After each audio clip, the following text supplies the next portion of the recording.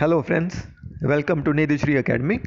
मैं हूं राहुल शर्मा। फ्रेंड्स, मैं आपके साथ आज second twin that is world Bank, Bretton Woods twin का जो सेकंड ट्विन है वर्ल्ड बैंक, मैं उसको डिस्कस कर रहा हूं आपके साथ।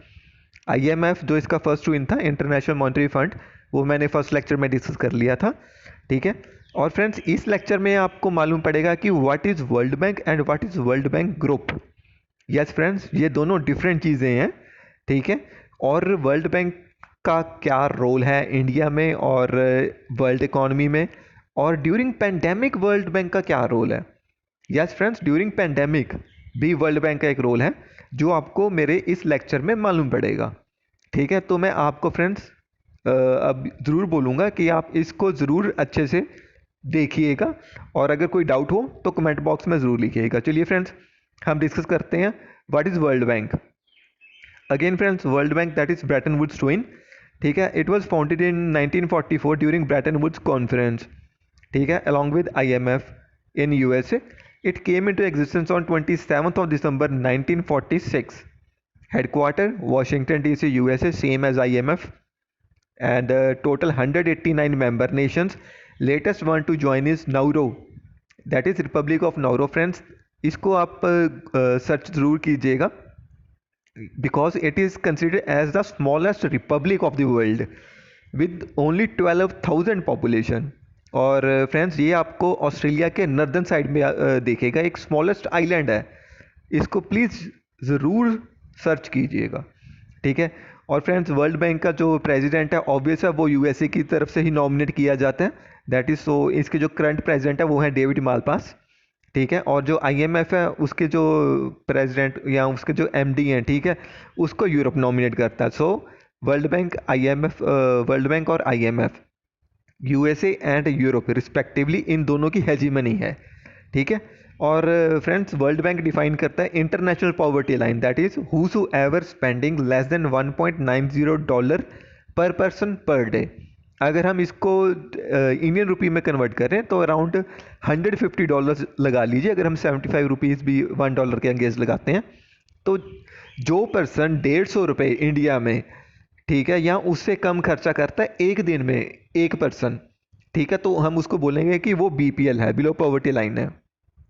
और फ्रेंड्स, ये जो पॉवर्टी लाइन वाला कंसेप्ट था, ये मोहम्मद यूनुस और along with doctor Amrita Sen, इन्होंने 1990s में दिया था।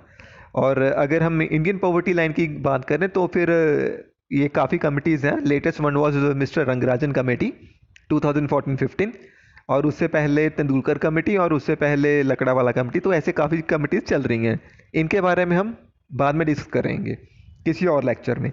तो चलिए फ्रेंड्स, ये अब आपने देख लिया वर्ल्ड बैंक क्या है, that is second Bretton Woods twin. अब मैं फ्रेंड्स आपके साथ डिस्कस करूंगा that is goals of world bank group. Yes, पहले मैं आपके साथ वर्ल्ड बैंक ग्रुप डिस्कस करना चाहता हूं, उसके बाद वर्ल्ड बैंक के बारे में हम बात करेंगे। तो friends, goals of world bank group first क्या है, इसमें है कि to end extreme poverty and to promote shared prosperity in a sustainable way. Extreme poverty को एंड करना फ्रेंड्स हर एक नेशन, ठीक है, हर एक स्टेट और हर एक वर्ल्ड ऑर्गेनाइजेशन का एक बेसिक गोल है। ठीक है। और ये ज़रूरी भी है, क्योंकि अगर आप खुद ही देखो, अगर पॉवर्टी ख़त्म नहीं होगी तो कोई देश कैसे तरक्की करेगा। ठीक है। और जैसा कि हमारे 5 ईयर प्लान से, उसमें भी पॉवर्टी को इरेडिकेट करने के लिए काफ़ी ज़्यादा प्रयास किए गए थे। ठीक है। और सेकंड है इसका friends, to promote shared prosperity in a sustainable way. हम प्रॉस्पेरिटी को कैसे शेयर करेंगे। ठीक है जी, पहले तो ये बात है, प्रॉस्पेरिटी कैसे आएगी फ्रेंड्स। अगर हम नेशनल लेवल पे बात करें तो अगर हमारी इकॉनमी ग्रो कर रही है तो ऑब्वियस अगर इकॉनमी ग्रो करेगी तो गवर्नमेंट के पास रिसोर्सेज काफ़ी आएंगे, रिसोर्सेज आएंगे तो इनकम भी बढ़ेगी। ठीक है। इनकम बढ़ेगी तो उसको इक्वली डिवाइड करने के लिए, दैट इज इक्वली डिवाइड करना मीन्स सस्टेनेबल वे में उसको प्रोवाइड करना। ठीक है। मीन्स सोसाइटी के हर एक सेक्शन को वो चीज़ें मिले। मीन्स अगर आपकी इकॉनमी ग्रो कर रही है तो फिर जो उसके बेनिफिट्स हो रहे हैं वो आपकी सोसाइटी के हर एक सेक्शन को मिलें, ना कि सिर्फ रिचर को मिले या फिर किसी पर्टिकुलर ग्रुप को मिले। ठीक है। तो ये चीज़ होती है shared prosperity in a sustainable way. ठीक है। ये दो गोल्स हैं फ्रेंड्स वर्ल्ड बैंक ग्रुप के। और अब मैं आपके साथ बोल रहा हूँ वर्ल्ड बैंक ग्रुप क्या है। World bank group friends consist of these 5 institutions. First one is International Bank for Reconstruction and Development. Second is International Development Association. Third is International finance Corporation, fourth one is Multilateral investment guarantee Agency, और and fifth one is International centre for settlement of investment Disputes. ठीक है friends, अगर आपको कोई पूछे world bank group, तो ये आप 5 इंस्टीट्यूशंस के नाम लोगे। अगर वो बोले world bank, only world bank friends, then international bank for reconstruction and development along with international development association. ठीक है, तो इनको हम बोलेंगे वर्ल्ड बैंक, ये फर्स्ट पहले दो को, IBRD एंड IDA।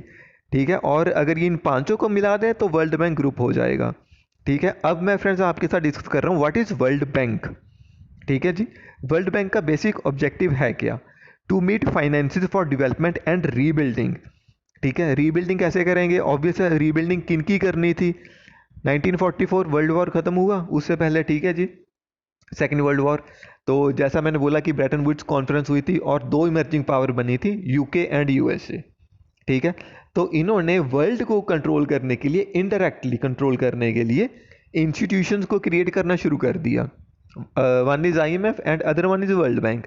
और ये सिर्फ और सिर्फ friends developed Nations, specially Europe को रिकंस्ट्रक्ट करने के लिए ही इस इंस्टीट्यूशन का निर्माण किया गया था। ठीक है, और फाइनेंसिस दैट इज डेवलपमेंट और रीबिल्डिंग किसकी है? स्पेशली यूरोप की ही करनी थी। ठीक है, क्योंकि अगर यूरोप और USA अगर ये दोनों ही राइज करेंगे तभी उस वक्त ये माना जाता था कि वर्ल्ड राइज करेगा। ठीक है जी, तो इस ऑब्जेक्टिव को फुलफिल करने के लिए IBRD एंड IDA को फॉर्म किया गया। ठीक है, और इन दोनों को अगर हम कंबाइन करें, international bank for reconstruction and development plus international development association, तो इन दोनों ग्रुप्स को कंबाइन करके हमने एक टर्म दी है, दैट इज वर्ल्ड बैंक। ठीक है जी, तो आपको मालूम पड़ गया डिफरेंस क्या है वर्ल्ड बैंक और वर्ल्ड बैंक ग्रुप का।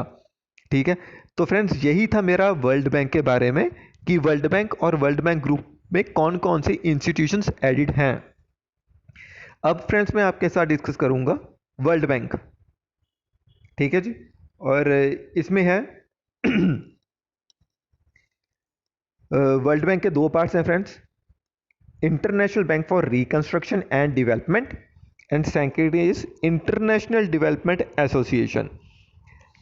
जो friends International bank for reconstruction and Development है, ठीक है, it was came into existence in 1944 along with IMF। ठीक है जी, और ये जो लोन प्रोवाइड करता है, it provide loan for developed countries, that is it provides loans to developed nations only, exception being India. Despite being a middle income country, we having loan facility from IBRD also। ठीक है, ये friends exception India क्यों है, इसके बारे में मैं आपको थोड़ा सा बता देता हूँ।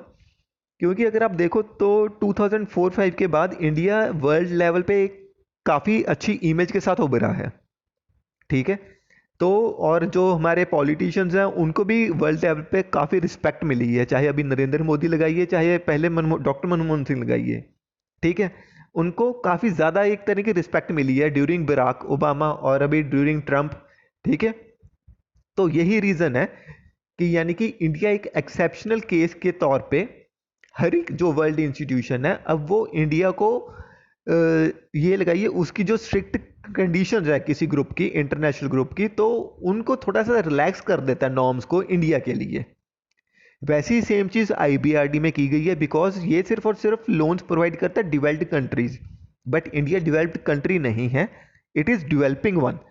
ठीक है, बट इसको तब भी IBRD से लोन मिलता है। और ये भी है फ्रेंड्स, इंडिया की USA और UK, फ्रांस, जर्मनी के साथ काफ़ी क्लोजनेस बढ़ रही है वर्ल्ड लेवल पर, तो ये भी इसका एक रीज़न हो सकता है। ठीक है जी, और ठीक है फ्रेंड्स, आगे है ये जो IBRD जो फंडिंग करता है वो सिर्फ और सिर्फ कमर्शियल प्रोजेक्ट्स के लिए फंडिंग करता है। ठीक है, कोई गवर्नमेंट स्कीम के लिए फंडिंग नहीं करेगा। ये सिर्फ और सिर्फ अगर फंडिंग होगी तो ग्रीन फील्ड प्रोजेक्ट होने चाहिए, जैसे एयरपोर्ट है, डैम्स है, कोई रोड है, कोई हाईवे है। ठीक है, तो इनके लिए IBRD फंडिंग करेगा, गवर्नमेंट की किसी सोशल सिक्योरिटी स्कीम के लिए फंडिंग नहीं करेगा IBRD, क्योंकि IBRD का बेसिक है फॉर डेवलपिंग पर्पसेस। ठीक है जी, और ये जो रेट प्रोवाइड करेगा वो मार्केट बेस्ड इंटरेस्ट रेट पे होंगे, जैसे IMF प्रोवाइड करता है। ठीक है, और इसके 189 मेंबर स्टेट्स हैं, सेम एज IMF। और फ्रेंड्स ये चीज़ है earlier name of world bank, ठीक है ना। वर्ल्ड बैंक का अर्लियर नाम था IBRD, international bank for reconstruction and development. इसके बारे में एक मैं छोटी सी चीज़ आपको बताना चाहूँगा। जो IBRD है फ्रेंड्स, ये 1944 में, ठीक है, प्रपोज किया गया था। और India one of the 44 countries था। Though India was controlled, that time was controlled by UK, ठीक है, तब हमें इंडिपेंडेंस नहीं मिली थी। But Indian delegation was presented there and Indian delegation was represented by Mister Jeremy, ठीक है। और ये जो IBRD है friends, International bank for Reconstruction Development, ये जो नाम था ये भी मिस्टर जेरेमी ने प्रपोज किया था ड्यूरिंग ब्रेटन वुड्स कॉन्फ्रेंस। तो ये आपको बात थोड़ी सी ध्यान में रखनी चाहिए, चाहे आप लिखो चाहे ना लिखो, मीन्स मैं ये नहीं बोल रहा क्वेश्चन आएगा, बट फिर भी आपके जनरल नॉलेज के लिए। तो फ्रेंड्स ये हुआ IBRD। अब इसका जो सेकंड पार्ट है, इंटरनेशनल डेवलपमेंट एसोसिएशन, इसको क्यों बनाया गया, ठीक है, इसके पीछे क्या बेसिक पर्पस था। Friends IBRD for developed Nations, right. और जो IDA है, ठीक है, तो फिर अगर IBRD डेवलप्ड नेशंस के लिए, तो फिर डेवलपिंग और पुअर नेशंस के भी तो कोई इंस्टीट्यूशन चाहिए था ना, जो आपको फाइनेंस करे, राइट। तो उसको, उस पर्पस को फुलफिल करने के लिए इंटरनेशनल डेवलपमेंट एसोसिएशन को बनाया गया। Yes, that is it came into existence in 1960 for developing and poor member states, that is it provide loan facility to developing and poor member states only. And friends जो इसकी IDA की जितनी भी इसने funding की है, उसका more than 50% इसका फोकस रहा है अफ्रीकन कॉन्टिनेंट पे। क्योंकि फ्रेंड्स वहाँ पे पुअर कंट्रीज बहुत ज़्यादा हैं, वहाँ पे लिविंग स्टैंडर्ड काफ़ी ज़्यादा लो है, ठीक है, कुछ एक एरिया में तो अगर आप लगाओ, ठीक है। तो इसीलिए IDA का जो मेन फोकस रहा है वो हमेशा अफ्रीकन नेशंस रहा है, ठीक है। और इसका एक और क्राइटेरिया है फ्रेंड्स, अगर आपको IDA से लोन चाहिए तो per capita income, that is annual income of per person should be less than $1175। अगर इससे ज़्यादा है तो आपको IDA से लोन नहीं मिलेगा, ठीक है जी। और फ्रेंड्स इसकी जो नेक्स्ट पॉइंट है वो है इंटरेस्ट फ्री लोन लिखा गया है, बट एक्चुअली में इंटरेस्ट फ्री लोन नहीं होता। आप यार जनरल एग्जांपल लगाओ, इंटरेस्ट फ्री लोन तो आपको आपका रिलेटिव दे सकता है एट मैक्स, वो भी कोई कोई, ठीक है।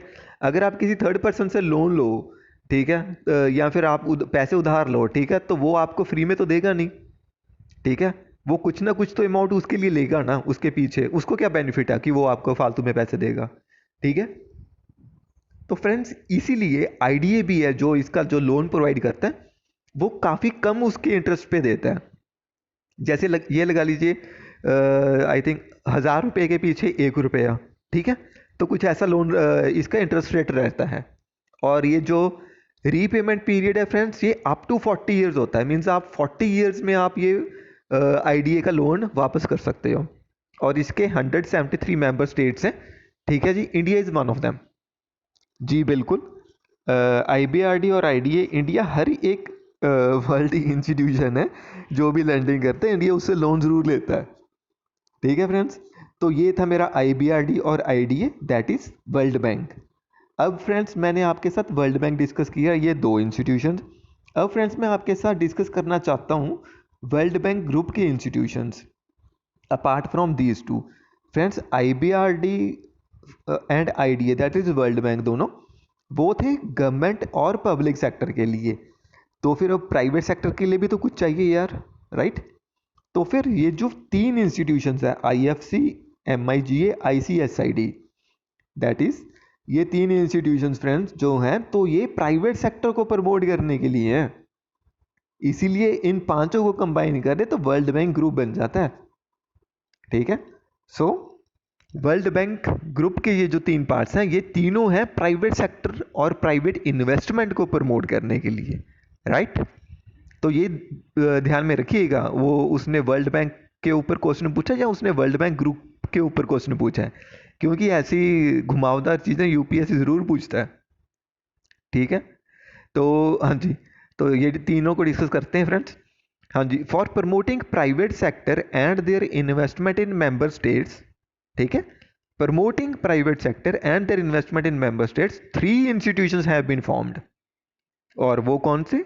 यही International finance Corporation, Multilateral investment guarantee Agency, International centre for the Settlement of investment disputes.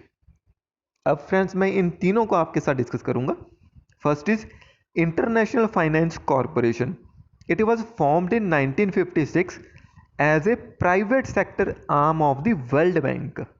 1956 but as a private sector, ठीक है ना। प्राइवेट सेक्टर को प्रमोट करने के लिए वर्ल्ड बैंक ने अक्रॉस द वर्ल्ड मींस या फिर across the member states, world bank ने अपना एक अलग से ऑर्गन बनाया, ठीक है, जिसको हमने बोला इंटरनेशनल फाइनेंस कॉरपोरेशन। ये सिर्फ और सिर्फ प्राइवेट सेक्टर के लिए है। 184 मेंबर स्टेट्स हैं फ्रेंड्स। और ये जो लोन प्रोवाइड करता है वो मार्केट रेट बेस्ड लोन होंगे, जैसा आईएमएफ और आईबीआरडी करता है, ठीक है। और फ्रेंड्स ये इन्वेस्टमेंट कैसे करता है? इंटरनेशनल फाइनेंस कॉरपोरेशन इन्वेस्टमेंट कैसे करता है? ये इक्विटी इन्वेस्टमेंट करता है। Equity means bonds, shares, debentures, FDIs, FIIs, right. तो प्राइवेट सेक्टर कैसे इन्वेस्टमेंट करेगा? या तो वो शेयर मार्केट में इन्वेस्ट करेगा, या वो एक ग्रीनफील्ड प्रोजेक्ट लेकर आएगा, या फिर वो किसी कंपनी में इन्वेस्ट करेगा, ठीक है। तो वो चीज़ों के लिए फ्रेंड्स उनको हम इक्विटी इन्वेस्टमेंट बोलते हैं इन डेवलपिंग मार्केट्स, ठीक है जी। तो डेवलपिंग मार्केट्स में प्राइवेट सेक्टर को प्रमोट करने के लिए वर्ल्ड बैंक की जो आर्म है वो है इंटरनेशनल फाइनेंस कॉरपोरेशन, ठीक है। और ये मार्केट रेट बेस्ड लोन्स देगी। और आगे देखिए, एक कमर्शियल एंटिटी है ये, ठीक है, with loans for entrepreneurship and private sector only, means no loan to any government और public sector. Yes, no loan to any government और पब्लिक सेक्टर। और जो लोन मिलेंगे वो या तो प्राइवेट सेक्टर को मिलेंगे, अंबानी, अदानी, या फिर गूगल, या फिर अमेजोन, ठीक है। ऐसों को लोन मिलेगा जिनको लोन के प्राइवेट सेक्टर से जो संबंधित होंगे। या फिर अगर आप कोई बिजनेसमैन हो, एंटरप्रेन्योर हो, तो वो आपको लोन मिल सकता है, ठीक है। India is signatory to this, ठीक है फ्रेंड्स। ये था मेरा इंटरनेशनल फाइनेंस कॉरपोरेशन। अब फ्रेंड्स मैं आपके साथ डिस्कस करना चाहता हूँ multilateral investment guarantee agency. Friends आपको इसके नाम में अगर आप ध्यान से देखो कि वो एजेंसी जो आपकी इन्वेस्टमेंट को गारंटी करे, right, multilateral investment guarantee agency, वो एजेंसी जो आपकी इन्वेस्टमेंट को गारंटी करे, ठीक है, वो हमारा है MIGA, multilateral investment guarantee agency, formed in 1988। It offers political risk insurance and credit enhancement guarantees. That is political risk insurance में फ्रेंड्स क्या चीज़ आएगी? जैसे किसी नेशन का तख्ता पलट हो जाए, ठीक है, वहाँ पे अगर पॉलिटिकल डिस्टर्बेंस हो जाए तो उसको एफडीआई या फिर जो प्राइवेट इन्वेस्टमेंट है वो कैसे वहाँ पे सेफ रहेगा? क्योंकि ऑब्वियस है, अगर हम भी किसी जगह इन्वेस्ट कर रहे हैं तो हम ये देखते हैं ना कि यार कहीं ये चीज़ सेफ है या नहीं है, या फिर ये जगह में हमें घर खरीदना या प्रॉपर्टी खरीदनी चाहिए या नहीं खरीदनी चाहिए, ठीक है ना। तो वैसे रिस्क को कवर करने के लिए, ठीक है, मिगा है, और मिगा पॉलिटिकल रिस्क को कवर करती है।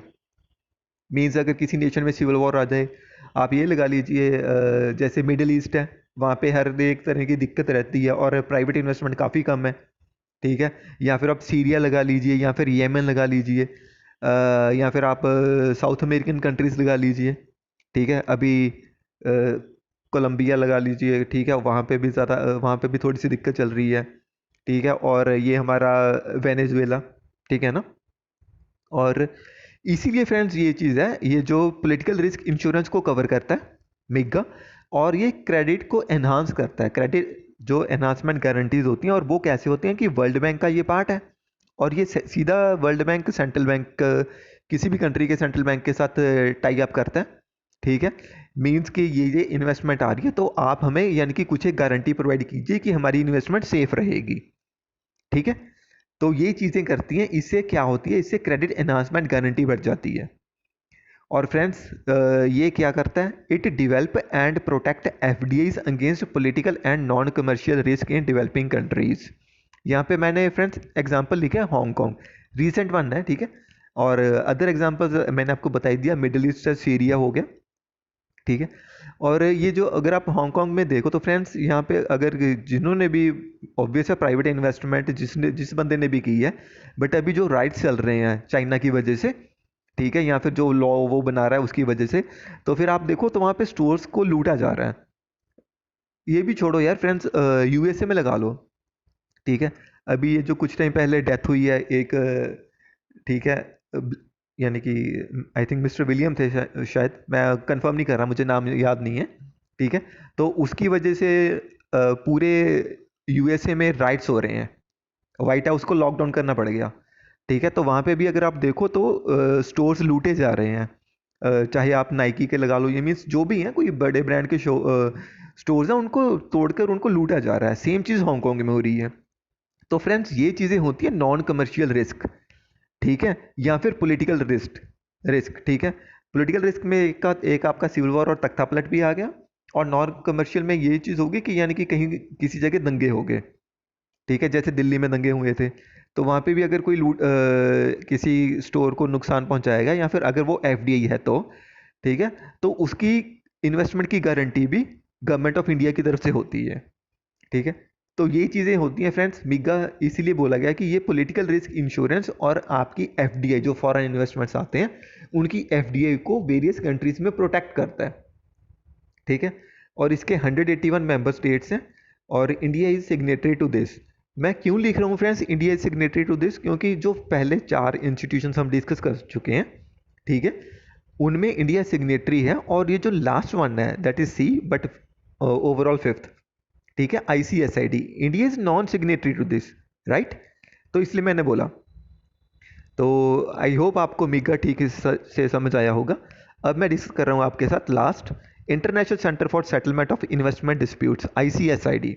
It was formed in 1966, 153 member states हैं, India is non signatory to this. क्यों, ये मैं अभी आपके साथ डिस्कस करूंगा। First of all, it is an international arbitration, right, for settling disputes between governments and private investors, that is international investors. So friends India non signatory क्यों है, because इसके दो रीज़न है। पहला तो फ्रेंड्स ये है कि ये तो एक इंटरनेशनल arbitration है, ठीक है, मीन्स और ये वर्ल्ड बैंक का पार्ट है, और वर्ल्ड बैंक किसके कंट्रोल में, यूएसए के कंट्रोल में, और most of the private sector कहाँ से आते हैं, यूएसए से आते हैं, ठीक है। तो फर्स्ट रीज़न तो ये है कि इंडिया ने इसको साइन क्यों नहीं किया। अगर इसको साइन करेगा तो वो सेकंड रीज़न हो जाएगा, ठीक है, वो ये है कि जो इंडियन लॉज हैं वो टोटली नल एंड वॉइड हो जाएंगे, इंक्लूडिंग सुप्रीम कोर्ट में भी आप इसको चैलेंज नहीं कर पाओगे, और जो कंपटीशन कमीशन ऑफ इंडिया, ठीक है, आप उसमें भी चैलेंज नहीं कर पाओगे। मीन्स कोई भी इंडिया का जो भी अर्बिट्रेटर है नेशनल लेवल पे, या फिर जो भी इंडिया ने रखा हुआ है किसी भी तरह का प्राइवेट सेक्टर के साथ डिस्प्यूट सॉल्व करने के लिए, वो टोटली नल एंड वॉइड हो जाएगा। तो यही दो रीज़न है फ्रेंड्स, इंडिया ने आईसीएसआईडी क्यों नहीं साइन किया, ठीक है। अगर साइन कर देगा तो इंडिया के लिए दिक्कत हो जाएगी, क्योंकि इंडिया प्राइवेट पर्सन को, प्राइवेट एंटिटी को, ठीक है, जो एफडीए लेकर आएगा फॉरेन से, उसको, या फिर उसके अगर उसने कोई गलत काम करके वो भागा है तो उसको क्वेश्चनिंग नहीं कर पाएगा इंडिया अपनी कंट्री में। और इंडियन लॉज सिर्फ और सिर्फ इंडिया में ही एप्लीकेबल होते हैं, ठीक है। तो इसीलिए इंडिया ने बोला है कि अगर कोई प्राइवेट इन्वेस्टर इंडिया में इन्वेस्ट कर रहा है तो वो इंडियन लॉ से अवॉइड करे, ठीक है। हमारे पास भी ये सारे के सारे आर्बिट्रेटर हैं, हमारे पास सुप्रीम कोर्ट है जो सबसे one of the best supreme court को बोला गया अक्रॉस द वर्ल्ड, ठीक है। तो इसीलिए इंडिया ने इस चीज़ को, आईसीएसआईडी को साइन नहीं किया। और ऑब्वियस है फ्रेंड्स, अगर आपको यूएसए से अगर प्राइवेट इन्वेस्टमेंट ज़्यादा आ रही है तो आप आईसीएसआईडी को साइन, अगर आप सही में अच्छी इन्वेस्टमेंट चाहते हैं तो आप आईसीएसआईडी को साइन नहीं करोगे, ठीक है, क्योंकि अगर आप आईसीएसआईडी को साइन कर दोगे तो आपके जितने भी लॉज हैं आर्बिट्रेशन के रिगार्डिंग वो सारे के सारे नल एंड वॉइड हो जाएंगे, ठीक है फ्रेंड्स। तो ये मैंने आपके साथ 5 इंस्टीट्यूशंस डिस्कस कर ली हैं, दैट इज़ वर्ल्ड बैंक क्या है और वर्ल्ड बैंक ग्रुप क्या है, ठीक है। और फ्रेंड्स अब ये जो मैं आपके साथ डिस्कस करना चाहता हूँ, ये मेरे हिसाब से काफ़ी इम्पॉर्टेंट टॉपिक, काफ़ी इम्पॉर्टेंट ये जो है अभी पेंडेमिक इमरजेंसी फाइनेंसिंग फैसिलिटी है, मीन्स काफ़ी इम्पोर्टेंट ये हेडिंग है। तो मैं आपको ये बोलना चाहूँगा यार, इसको प्लीज़ ज़रूर अच्छे से पढ़ लो, या फिर इसको अच्छे से ध्यान में रखना कैसे भी करके। और हाँ जी फ्रेंड्स, अगर आपको लिखा आ जाए विच ऑफ द फॉलोइंग, या फिर ये लगाइए कि pandemic emergency financing facility is provided by which of the following, world bank, IMF, WTO, WHO। ठीक है, ऑब्वियसली 99%, ठीक है ना, हम WHO पर ही साइन करेंगे। वाई? बिकॉज ये चारों में ऑप्शन बेस्ट ऑप्शन WHO लग रहा है, बट फ्रेंड्स ये चीज़ नहीं है। Pandemic emergency financing facility world bank provide करता है, ठीक है। और इसमें क्या चीज़ है ये फ्रेंड्स, अगर आपने देख लिया तो पेंडेमिक है, ठीक है, फर्स्ट ऑफ ऑल। तो it's a fund which was created to provide money to help manage pandemic outbreaks by the world bank, ठीक है जी। तो वर्ल्ड बैंक की तरफ से पेंडेमिक इमरजेंसीज को या फिर पेंडेमिक आउटब्रेक्स को, ठीक है, कंट्रोल करने के लिए जो फंडिंग प्रोवाइड की जाती है वो होती है इसकी पेंडेमिक इमरजेंसी फाइनेंसिंग फैसिलिटी के थ्रू होती है, ठीक है। तो ये कैसे फाइनेंस होता है, जो पेंडेमिक इमरजेंसी फाइनेंसिंग फैसिलिटी है, it is financed by bonds sold to private investors, ठीक है। वर्ल्ड बैंक बॉन्ड्स सोल्ड करता है प्राइवेट इन्वेस्टर्स को, ठीक है, और जो पैसे इसको मिलते हैं वहाँ से उनको ये पेंडेमिक इमरजेंसी फाइनेंसिंग फैसिलिटी में प्रोवाइड करता है। और बट फ्रेंड्स, इसका एक बहुत ज़्यादा क्रिटिसिज्म वाला पॉइंट ये है, ये जो मैंने लिखा है, but the stringent term that is money can be released only after 12 weeks, that is 84 days of pandemic outbreak, ठीक है। अगर कोई पेंडेमिक हो गया, WHO डिक्लेयर कर देगा कि this is pandemic like COVID-19, ठीक है, बट वर्ल्ड बैंक तब तक फाइनेंस रिलीज नहीं करता जब तक 84 डेज ना हो जाएं उस पेंडेमिक को फैले हुए, या फिर उसको, या फिर किसी डिजीज को पेंडेमिक डिक्लेयर किए हुए 84 डेज ना हो जाएं। तो ये सबसे बड़ा फ्लॉ है फ्रेंड्स, या इसका इसको इसी पॉइंट की वजह से काफ़ी ज़्यादा क्रिटिसाइज किया गया कि वर्ल्ड बैंक, सॉरी, कि डिटेक्टेड तो हो गया था हमारा COVID-19, जैसे मैंने एग्जांपल में लिखा है कि जनवरी 2020 में COVID-19 डिटेक्ट हो गया था, but it was declared as pandemic in March 2020। ये सारी की सारी इंटरनेशनल ऑर्गेनाइजेशंस की गलती है फ्रेंड्स, ठीक है। उनकी तरफ से इन्होंने एक डिसीजन लेने में काफ़ी टाइम लगा दिया, जिससे ये करंट सिचुएशन चल रही है, ठीक है। तो ये, हाँ, ये अगर आप देखो कि जनवरी में हुआ था और मार्च में इसको डिक्लेयर किया गया, मीन्स वही अराउंड 80 डेज का पेंडेमिक डिक्लेयर किया गया, सॉरी 80 डेज इन्होंने ले लिए इसको पेंडेमिक डिक्लेयर करते करते, जिसकी वजह से फ्रेंड्स जो वर्ल्ड बैंक की तरफ से फाइनेंस अवेलेबल होना था पेंडेमिक इमरजेंसी फाइनेंसिंग फैसिलिटी के थ्रू, वो मेंबर नेशंस को प्रोवाइड नहीं हो पाया टाइम से, ठीक है। अगर इसको पहले फाइनेंस प्रोवाइड कर देते, ठीक है, तो हो सकता है इसको कंट्रोल किया जा सकता था। रिसर्च के लिए तो चाहिए ना, WHO के लिए, WHO को भी चाहिए, या फिर जो मेडिकल फैसिलिटीज़ हैं उनको भी तो चाहिए ना फंडिंग, अपार्ट फ्रॉम नेशंस जो करती हैं, इसके अलावा भी तो फंडिंग चाहिए ना। तो इसीलिए अगर वर्ल्ड बैंक टाइम से प्रोवाइड कर देता ये जो पेंडेमिक इमरजेंसी फाइनेंसिंग फैसिलिटी है, इसके इसके थ्रू से फंड्स, ठीक है, तो ये जो COVID-19 वाला जो चल रहा है सारे का सारा पेंडेमिक, ये लार्ज स्केल पर नहीं होता। बट इसकी जो टर्म्स एंड कंडीशन है कि 84 डेज इसको चाहिए, ठीक है, पेंडेमिक डिक्लेयर होने के बाद इसको 84 डेज चाहिए यार, ठीक है, तभी ये फंडिंग उसमें से प्रोवाइड करेगा। तो ये इसका सबसे बड़ा क्रिटिसिज्म है, ठीक है। तो so many member states have strongly protested against such delayed response in providing funds under this facility, ठीक है फ्रेंड्स। तो ये PEFAR ज़रूर याद रखना प्लीज़, ठीक है। और फ्रेंड्स, ये क्वेश्चन भी आते ही हैं कि which of the following reports are published by which institution, ठीक है। सो वर्ल्ड बैंक ये 3 इंटरनेशनल लेवल पे रिपोर्ट्स पब्लिश करता है, वो है global economic prospects report, ease of doing business report and world development report. तो फ्रेंड्स, इन तीनों रिपोर्ट्स को भी आप ध्यान में रखिएगा कि इनको कौन पब्लिश करता है, दैट इज वर्ल्ड बैंक, ठीक है। तो फ्रेंड्स, अब मैं आपके साथ डिस्कस करना चाहूँगा इंडिया एंड वर्ल्ड बैंक, ठीक है। मीन्स इंडिया का और वर्ल्ड बैंक का क्या क्या, मीन्स कितना इन्होंने लोन ले रखा है और किस चीज़ के लिए ले रखा है, यहाँ पर देखिए world bank gives project tied loans to India. Project tied, ये प्रोजेक्ट टाइड क्या होते हैं फ्रेंड्स? जैसे कि अगर आप ये लगाइए कि अगर इंडियन गवर्नमेंट ने लोन लिया वर्ल्ड बैंक से कि हमने हाईवेज क्रिएट करनी है, हमने ग्रीनफील्ड प्रोजेक्ट क्रिएट करने हैं, हमने एयरपोर्ट क्रिएट करना है, तो फिर जो लोन होगा वो सिर्फ उसी प्रोजेक्ट, स्पेसिफिक प्रोजेक्ट के लिए ही होगा। दैट इज प्रोजेक्ट टाइड ही होगा वो लोन। अगर आप एयरपोर्ट के लिए लोन लेते हो बट आप उसको लगा रहे हो एग्रीकल्चर में, तो वो वर्ल्ड बैंक आपको ऐसा बिल्कुल नहीं करने देगा। ठीक है, अगर आप ऐसा करोगे तो जो वर्ल्ड बैंक ने आपको लोन दिया वो ऑटोमेटिकली वर्ल्ड बैंक के पास वापस चला जाएगा। इसको हम बोलते हैं project tied loan. So no condition, जैसा है ये नेक्स्ट पॉइंट में मैंने लिखा है, no conditions as such while giving loans to India but such loans has to be used for same purpose. ठीक है, and within given time frame. Yes, और हाँ ये भी फ्रेंड्स पॉइंट याद रखिए कि एक तो प्रोजेक्ट टाइड लोन होगा, ठीक है, स्पेसिफिक पर्पस के लिए तो उसी पे ही यूज होगा, और गिवन टाइम फ्रेम में अगर आपने बोला 7 ईयर्स तो आपको 7 ईयर्स में ही उसको यूज करना पड़ेगा। ये नहीं आप 8 ईयर्स कर लोगे। हाँ आप 7 का 6 ईयर्स जरूर कर सकते हो बट आप उसको ज़्यादा नहीं करोगे, 7 से 8 या 9 ईयर नहीं करोगे।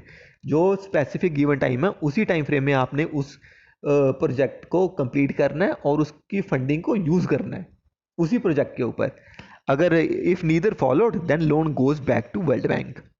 और India having around $27 billion loan from World Bank, that is one of the largest receiver from World Bank after apart from Africa.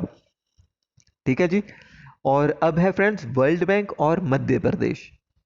World Bank provided loan for Madhya Pradesh urban development project apart from rural connectivity project, that is इसमें आप ग्राम प्रधानमंत्री ग्राम सड़क योजना भी लगा सकते हो। ठीक है जी, rural connectivity. MP higher education quality improvement project, Sarva Shiksha Abhiyan. ठीक है जी, और डैम सेफ्टीज। ठीक है, तो ये जो प्रोजेक्ट्स हैं ये एमपी में चल रहे हैं, ये वर्ल्ड बैंक फाइनेंस्ड प्रोजेक्ट्स हैं। ठीक है फ्रेंड्स, तो यही था फ्रेंड्स आपका इंडिया और वर्ल्ड बैंक, और जो वर्ल्ड बैंक का थोड़ा सा जो कंट्रीब्यूशन है वो आपका मध्य प्रदेश में कैसा है। ठीक है फ्रेंड्स, तो यही था मेरा आज का लेक्चर। आई होप आपको अच्छा लगा हो, तो काइंडली शेयर, सब्सक्राइब और लाइक कीजिए। अगर आपको कोई कमेंट में या फिर अगर आपको कोई चीज़ में दिक्कत हो, डाउट हो, तो काइंडली कमेंट बॉक्स में ज़रूर लिखिएगा, मैं उसको ज़रूर सॉल्व करूँगा। ठीक है फ्रेंड्स, मैं जल्द ही आपके साथ फिर मिलूँगा। Thanks, take care, have a good day, bye.